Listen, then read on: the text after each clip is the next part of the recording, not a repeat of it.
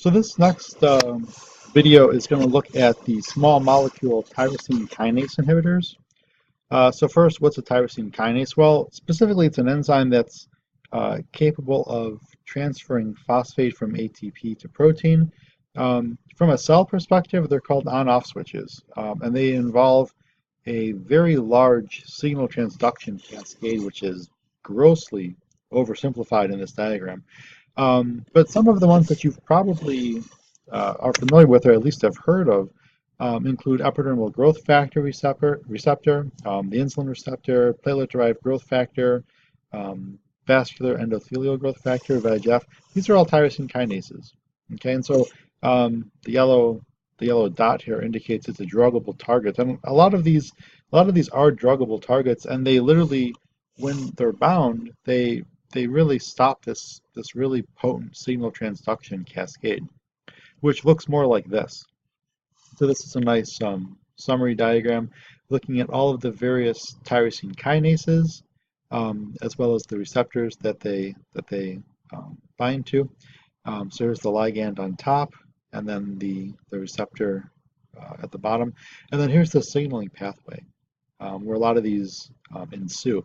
And so, if you look at where these pathways converge is, through these really popular ERK, P53, JNK pathways.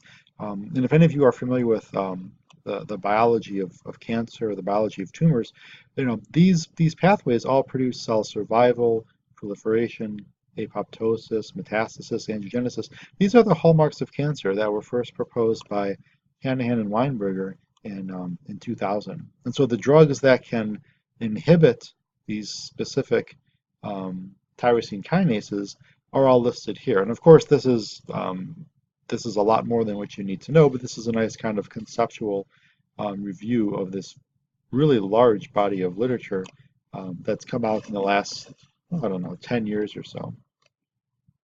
So we're going to look at a few individual tyrosine kinases and talk about the druggable targets. Okay, so for the most part, most of these small molecule tyrosine kinase inhibitors are oral. They tend to be highly protein bound, and most of them are biotransformed by the CYP3A4 enzyme system. Okay, and they've got varying half-lives. And because of that CYP3A4 metabolism, there's numerous and potential drug interactions looking at CYP3A4 inducers and inhibitors. Okay, so probably the oldest tyrosine kinase inhibitor is the brand name Gleevec, which is the trade name, or the generic name rather, imatinib. And so all of these small tyrosine kinase inhibitors have the suffix NIB after them. Okay, and so they're not monoclonal antibodies. They are literally small molecules, and they fit into the binding cleft of the tyrosine kinase itself, and they render it inactive. Okay, and so the first group of tyrosine kinase inhibitors that really came out was imatinib, and it was really specifically for this chromosomal translocation that was involved with the Philadelphia chromosome. Okay, so here's that chromosome 9 to chromosome 22 translocation, and the outcome of this translocation produced a gene with a completely different physiologic activity and a brand new type of protein. Okay, and so then the second and third generation BCR, and so this stands for breakpoint cluster region, which is another synonym for the Philadelphia chromosome. These were all developed for this specific disease. So imatinib is the kind of the grandfather, or maybe even great-grandfather, and mechanistically it's going to block several tumor-associated tyrosine kinases, including this specific one, ABL, and then another version, KIT. Physiologically, this blocks this really pro-inflammatory enzyme called IDO.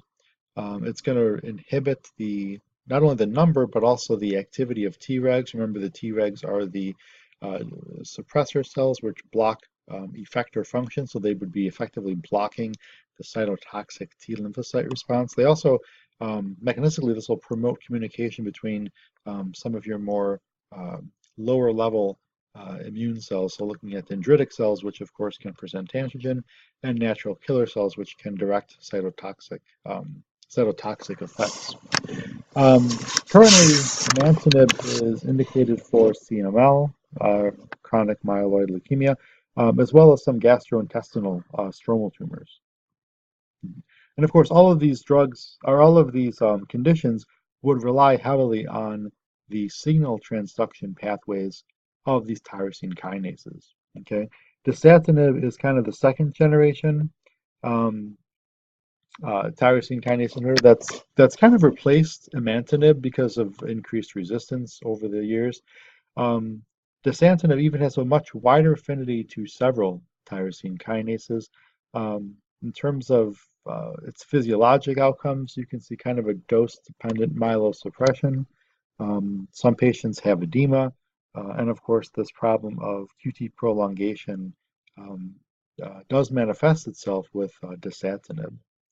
And so this drug has been clinically approved for patients that have this Philadelphia chromosome, and then some kind of other disorders like that. So CML in the chronic phase. And we're not going to get into the chronic versus acute phase. That's kind of beyond the scope of this lecture. This is really just to kind of introduce the various drug classes that you can use to suppress immunity. Erlotinib, you've probably heard of this drug. This is under the trade name Tarceva. This is going to inhibit the HER1 or the epidermal growth factor receptor. This is the one that's now used for non-small cell lung cancer. So we're looking now at tyrosine kinases now for solid tumors. Before we were talking essentially about liquid tumors. Pancreatic cancer that's relatively advanced but unresectable. And then we'll use it in combination with some of the other classic chemotherapeutic agents that we learned back in MOD. Okay, so all of the tyrosine kinase inhibitors have the suffix nibs, not to be confused with the nibs from Hershey, although I think they still make them, I'm not sure.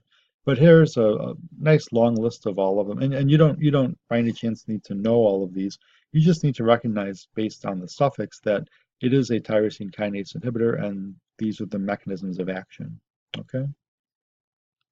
In terms of BCR or ABL type tyrosine kinase inhibitors, this is just kind of a nice summary chart because I think from a historic standpoint, because the first tyrosine kinase inhibitor was in the Philadelphia chromosome. There's a larger body of literature on these drugs in this particular disease. So this is just kind of a nice comparison across the board in terms of the different tyrosine kinases inhibitors that exist. And I'm not going to test you on this information, of course, but it's this is kind of where the literature is at, and I just kind of want to put this in there for you to get kind of an appreciation or a flavor of kind of the complexity that we're looking at in terms of treating some of these hematologic malignancies.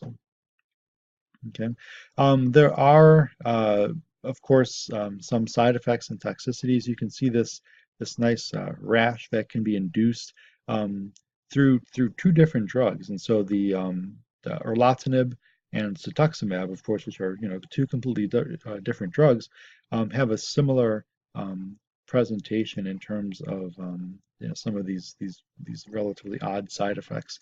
Sun exposure, exposure to certain soaps and detergents can actually kind of initiate or instigate this rash. This is a rash of some of the keratinocytes within the epidermis.